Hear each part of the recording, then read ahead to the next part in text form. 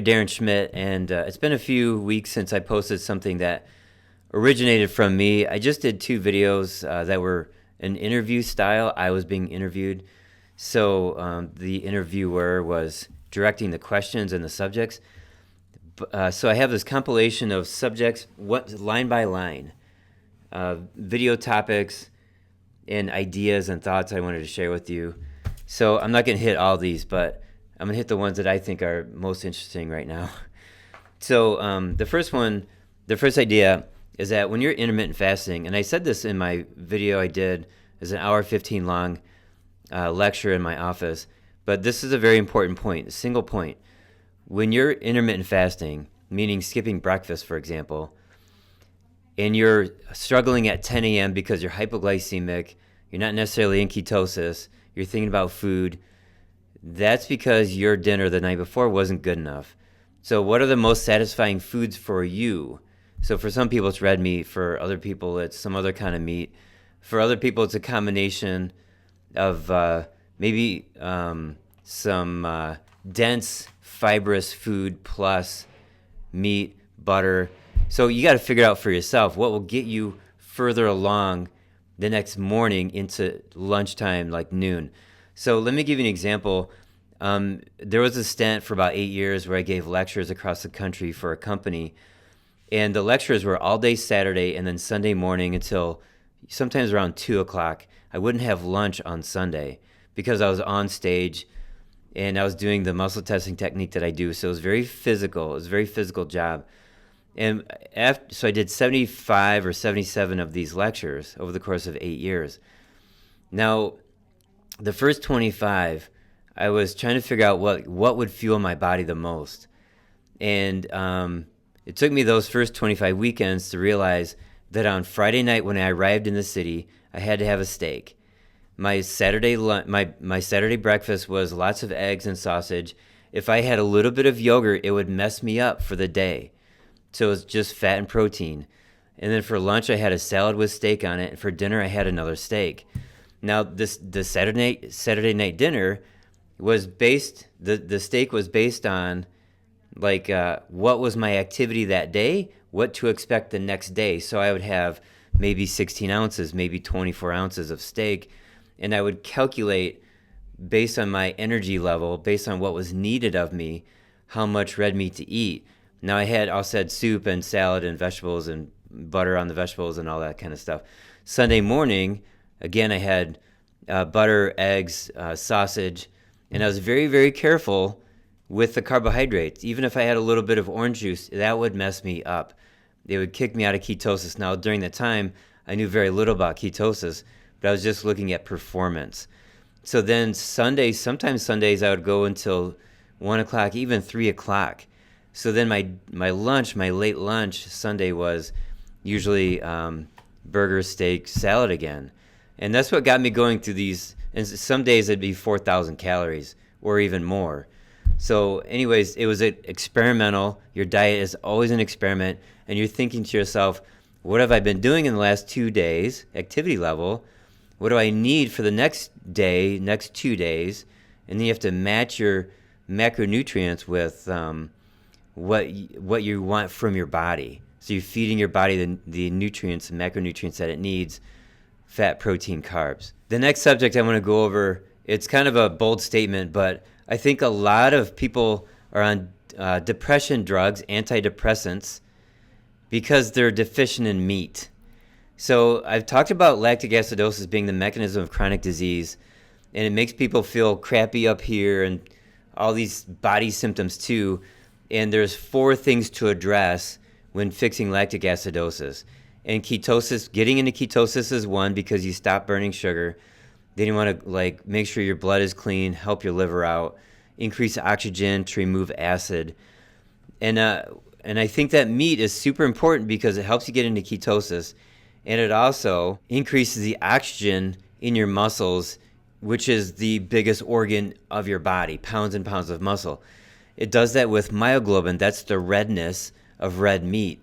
Myoglobin is oxygen and iron in the muscles. I'm sure you've heard of hemoglobin. That's oxygen and iron in the blood. So you want to feed your muscles oxygen. And when you're working out, think of an athlete lifting weights and they're sore. Or think of somebody with fibromyalgia, they're always sore. So how do you get rid of that long-term hydrogen buildup, the acid? I'm not necessarily talking about lactic acid. I'm just talking about acid. That's inflammation. That's pain. The way you get rid of acid is you increase the oxygen. So acid is hydrogen. Add hydrogen and oxygen together, and you get water. So eating meat is super important to stop the mechanism of chronic disease for most people. The majority of people, easily the majority of people. So when your body feels like crap and you feel depressed here, healthy body equals healthy mind, and you go to a doctor, what are they going to say? How much red meat are you eating? You need to eat it every day. They're not going to say that. They're going to give you Prozac. So 25% of Americans are on psychiatric drugs. And all of Americans are under this negative marketing against meat, especially red meat and saturated fat. So we need to reverse that. So eat more meat, get happy up here. And let's not forget carnitine. That's a nutrient in red meat. It makes people happy. It's a happy nutrient. So anyways, my bold statement, just to reiterate, a lot of people are on antidepressants because they're deficient in meat. And I think that some people who are super stressed out, they're completely exhausted, physically and mentally. You got to take them for steak dinners like 5 nights in a row and have them eat eggs in the morning for breakfast. They're going to feel better physically and mentally in 5 days. All right. Okay, next subject. So this is about red meat again, but I want to talk about the effects it has on some people. So personally, I've been low carb since 2000, and then ketogenic eating since 2016, maybe earlier, 2015. But the ketogenic eating I was doing was still low red meat. It was only like twice a week, high fats, high avocado, oil, butter, but not so high with the protein. And then I've been more carnivore the last 3 or 4 months. And I've been teaching this to my patients. And as I learn what I learn and change my recommendations, and everybody's different, of course. I don't recommend red meat for everybody. There's based on how their body functions and how their genetics are set up, etc. But there's a number of people I'm telling them to eat more red meat, and they feel more energy and yet calmer at the same time. And they're more stable mentally. So there's this peace and calm that comes with eating red meat, as opposed to the spinning, anxiousness, the franticness of burning sugar. So, for example, I have a patient, she's a teacher, grade school teacher, and she told me this. She's calmer, and yet she's got these little grade school kids running around, and they're all frantic, they're all hyped up on sugar, and she's telling them to come through into the room, come through the door, and she's calm about it. Now she can match their energy and with excitement and being entertaining and teaching at the same time, but the franticness is gone. So, picture various people in the public eye who are frantically trying to get their message out. They're frantically driving down the road. They're frantically trying to make changes in their life. It's all this franticness. Maybe they're deficient in red meat. Simple as that. My next subject is about the blood type diet. This is a book that came out, I think it was around 2000, and I had the copy of the book, and I had the recipe book that came with it. And this book is called Eat Right for Your Blood Type. Now, I moved out of this moldy office earlier this year, and I had to throw away a lot of books because they collected spores. And that was one of the books I threw away. And I don't have any intention in buying them again, those blood type books. And here's why. People ask me all the time, it's amazing how long this diet has stuck around, the Eat Right for Your Blood Type diet. And the reason why it's stuck around is because it's a little catchy. It makes some sense. But it works because there's no blood type that is okay with white bread and junk food and pop. So people stop eating that junk food and then they feel better. So there are people who have the vegetarian type blood type, and yet they eat meat and they feel much better. They go into ketosis by eating more saturated animal fat and red meat, and they feel better. So I've always thought to myself, well, if low carb eating doesn't work, I can always refer back to the blood type diet. That was a thought I had back in 2001, 2003. I've never referred back to the blood type diet ever, because the diet recommendations that I have given have always worked. Now, again, I also have the antiviral diet, antifungal diet, Whole30, autoimmune diet. There's a bunch of other diets. Depending on what people need, I can cater to that. But I've never recommended the blood type diet. Now, if you're on it and it's helping you, fantastic. And if you have, and I'd like to hear some points. If you have something interesting you want to say about that, the blood type diet, please put that in the comments. I'll read that. Okay, next subject. I want to talk about two people commented in my YouTube channel about their carnivore diet, which is just all meat. And one person said that their uric acid levels, which is an indication of gout, normalized on the carnivore diet. So that blows me away, because we're all taught that red meat or maybe coffee, wine, there's various things that can trigger a gout attack, but we're taught that red meat causes gout. So this one person, it's just an N=1, said that their uric acid levels normalized with carnivore eating. Now, it makes sense to me, because what I was taught by one of my mentors 15 years ago is that uric acid levels go up from eating sugar. And gout was the disease of kings. Let's say in the Middle Ages in Europe, all the peasants were eating chickens and eggs and butter, and the kings could afford sugar. Nobody else could afford sugar. And the kings were laying in their bed with their toes pointing up. They're trying to fall asleep. They're on their back. And the weight of the sheets on their gouty toe was too much. And that's kind of the scenario that I think of when I think of gout. It's the disease of rich people, of people who can afford the sugar, whereas the peasants weren't rich, so therefore they had meat and eggs and cheese and all the high fatty animal foods, and then they grew plants in their gardens. Another person said that their carnivore diet reversed their hemachromatosis. Now, that's excess iron in the blood, and red meat has high amounts of iron. So how could it be that eating more red meat drops the iron levels down? I don't know. And it's just fascinating to me. And I can't give you the mechanism. I'm just giving you this information. And if you have any thoughts on that, I'd like to know. So you can make a comment on that. Okay, the next thing I want to say is about a 10-year study. And it's on 10 people.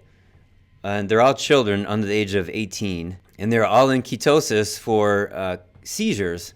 They have a genetic issue called GLUT1 deficiency. And you would think that if somebody was in ketosis every day for 10 years, maybe it's not healthy. A lot of people will say that. But the truth is, they're all perfectly fine and healthy after 10 years under this medical supervised program.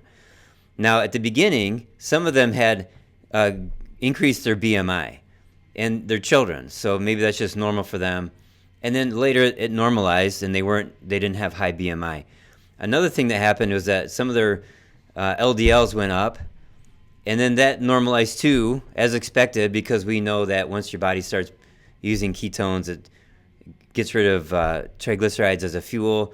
LDL carries triglycerides. Okay, so the point is the two scary things, gaining weight, high LDL, that happened at the beginning, but then it just became normal again. So the body just adapted and did what it had to do to be healthy. And so 10-year study on 10 people, every day ketosis, totally fine and healthy. My next thought is this: type 2 diabetes is cured by ketosis. Ketosis is the cure for type 2 diabetes. Now, I'm saying this because I belong to some Facebook groups, and people always say how to lower blood sugar, or my spouse just got diagnosed with type 2 diabetes. How do I fix that? And then people start posting supplement after supplement. Some people ask, well, how do I lower my cholesterol? Again, supplement. And then I post in, the ketogenic diet is the cure for type 2 diabetes. And then people ignore that, and they just keep listing off all these supplements. I'm a fan of supplements. And there are people who bash supplements. I see them once in a while on Twitter, once in a while on YouTube. But the truth is they don't know what supplements do. They've never studied it. They think all supplements are bad or a scam or some, 1970s viewpoint on supplements. But let's not forget about diet. So the diet for most people is most of the work to get better. And then the supplements are supplemental to the good diet. That's the definition. Supplement is supplemental to a good diet. That's always the foundation. My next thought is this. The diet can't cure everything.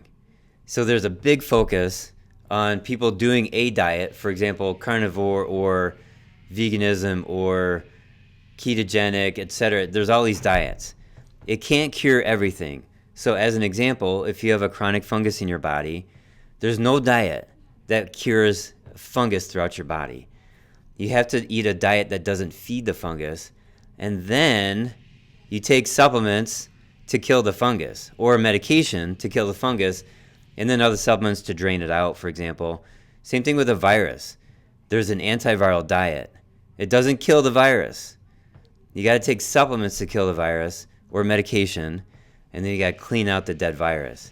So the diets don't fix everything.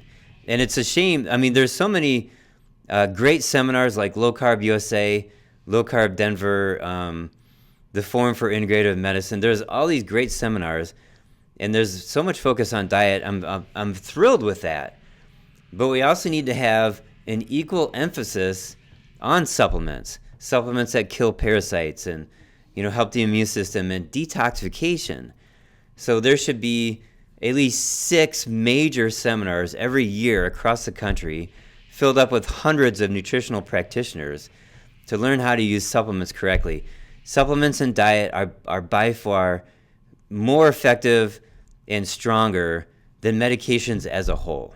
Okay, my next thought is about restaurants. And I said this in my 1 hour, 15-minute lecture that I posted earlier. All restaurants suck because they use canola oil and seed oils for cooking their food. And even there's in Ann Arbor, there's a farm-to-table type restaurant, very expensive, and they cook their fries. They have duck fat fries, but they cook it in canola oil, and then they take a little brush and they baste, or they put the duck fat on the French fries that have been saturated with canola oil. So let me repeat it. All restaurants suck. Unless you know of one, I would be thrilled to learn of a restaurant that has no canola oil, no soybean oil. They only use butter and lard. If you know of one, please put a comment below in the comment section. Having said that, I just want to clarify that this term seed oils is the same as vegetable oils. It's an evolution in the terminology of these artificial oils that you see at the grocery stores that come from nuts or seeds. So they used to be called vegetable oils, now we call them seed oils. My next comment is about taking hormones. Now, a lot of people know to avoid the synthetic hormones. For example, progesterone is sold as progestin. That's a synthetic chemical, doesn't exist in nature. Pharmaceutical reps will tell the medical doctors that progesterone is available, and they hand them progestin. And they say, this is progesterone. It's a total lie. It's progestin. So add progestin to the synthetic estrogen, and the cardiovascular events go way up, and breast cancer goes up. So then a lot of people know that, and then they try to go with bio-idnetical hormones, which is better. Now, but my philosophy is this. Why are your organs not doing very well and producing the correct amount of hormones? And usually it's your insulin's too high from eating too many carbohydrates. You got to control the insulin. And I need to throw in too that when you lower your insulin, for example, with the ketogenic diet, there are times for men and women when your body wants to convert those hormones to be more usable. I'm going to just keep it real simple. Insulin going up will help your body convert hormones into a more usable form. So you go in and out of ketosis. So back to taking bioidentical hormones. If you would rather get more to the cause, what you need to do is find out why the organs aren't working very well. And there's several reasons. You might need to detox heavy metals or chemicals. and then take some glandulars, for example, to feed the organs, your body will take, if you're consuming ovary tissue, your body will take those nutrients and send that to the ovary. Or for men, testicular tissue, same thing. I think that I've probably consumed more testicular tissue than anybody in the country. Standard Process has a product called Orchex and another one called Orchic, and those are made from bull testicles. And I take those, I've been taking those on and off for more than 10 years. So very helpful. You want to keep your testosterone up and have that inner strength and calmness that doesn't exist when your testosterone is 200. You know, if it's 700, 900, you just feel stronger and little things don't bother you as much.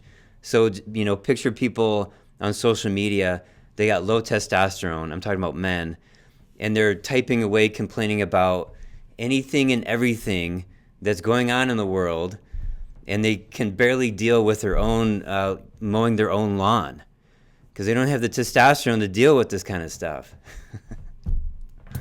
The next subject I want to talk about is when you're in ketosis, okay, your carbohydrate intake is very low. You don't need carbs anyways. Your fat is up. Your protein is at least moderate, probably higher. You shouldn't be tired. If you are tired, there's primarily one reason why, and that's dehydration. So dehydration is not just water deficiency. It's also mineral deficiency, and it also could be fat deficiency.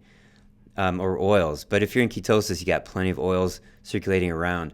So in order to increase the minerals, you add it to your water. You can do Celtic sea salt, you can do extra magnesium, potassium, calcium in a pill form or in a powder form in the water. And there's water such as San Pellegrino, which is very high in minerals. There's a Perrier. These are both carbonated. And then various supplement companies will have multi-mineral liquids. And I have one I like, it's called Spectra Light. And I put that in my water. And if I were to take that and put it directly into my mouth, it's like chewing on rocks. It's like tasting rocks. It's really interesting. Very drying almost. I've never eaten rocks before, but I think I know what it tastes like because of the supplement. So anyways, if you're tired in ketosis, you're dehydrated. So take in more water and especially more minerals. And ketosis is more than likely dropping your minerals out of your body because when your insulin goes down, your body releases a whole bunch of water. When your carbohydrate intake is up, your body holds on to water. So in ketosis, your insulin goes down, the water goes out, along with potassium, magnesium, salts, etc. All right, so there's a whole bunch of ideas I've been accumulating. I feel much better dumping them on you. I hope you appreciate it. And some of these ideas I still have. I got to spend time making a full-blown video about the whole one subject, and I'll get to work on that. You know, my time is limited. I'm sorry. I got 5 companies. I see patients 3 days a week full-time during those 3 days. And then I got the Heritage Glandulars, also co-owner of Good Fat Company. I have a consulting company, and YouTube is another business. And I have probably over 30 people that are directly or indirectly relying on me for all their income or some of their income based on my actions and decisions and what I say on social media. And it's an honor to be an employer. It's an honor to be a rainmaker, if you will, for the people that receive income based on what I do. And I wish that I could do videos daily on YouTube, but I can't just because I got other things going on. And I know you appreciate that, and I thank you for that. I tend to get a lot of CEOs that come to talk to me, business owners, entrepreneurs, lots of engineers. I really appreciate engineers. They used to drive me crazy, but now I know how they think. I don't cater to constant victims. I don't cater to people that blame. I cater to people that take responsibility and are able to cause their own improvement. And if I make a mistake, I'm forgiven. And if you make a mistake, I forgive you. And that's what it takes to have a sane world. So these are my thoughts. And if you like this, please share, subscribe. You got to hit that bell for notifications. That's the only thing that matters on YouTube. Thanks.